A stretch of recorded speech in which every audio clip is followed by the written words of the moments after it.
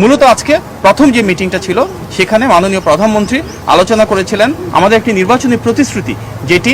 বিভিন্ন মসজিদের সম্মানিত খতিব সাহেব, সম্মানিত ইমাম সাহেব এবং সম্মানিত মুয়াজ্জিন সাহেব সহ অন্যান্য ধর্মের যারা রয়েছেন সেসব ধর্মগুরুদের জন্য আমাদের একটা প্রতিশ্রুতি ছিল যে মাসিক সম্মানী এবং উৎসব ভাতা প্রদান করা হবে। এবং মাননীয় প্রধানমন্ত্রীর নির্দেশে একটি সিদ্ধান্ত গৃহীত হয়েছে যে ইনশাআল্লাহ এই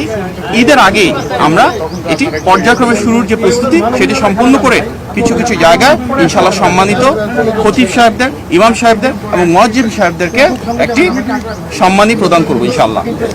এর পাশাপাশি বিএনপির একটি বড় নির্বাচনী প্রতিশ্রুতি ছিল সারা বাংলাদেশের প্রতিটি মানুষের জন্য যেন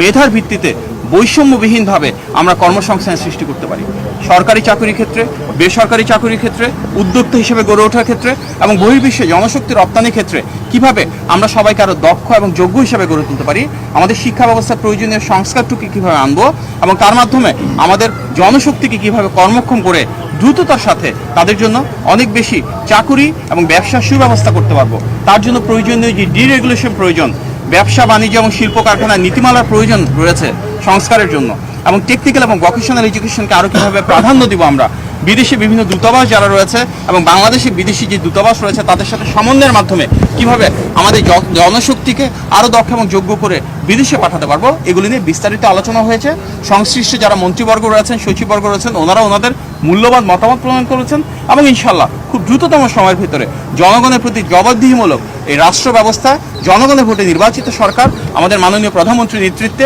আমাদের প্রতিশ্রুতিগুলো বাস্তবায়ন করা শুরু করবো ইনশাআল্লাহ।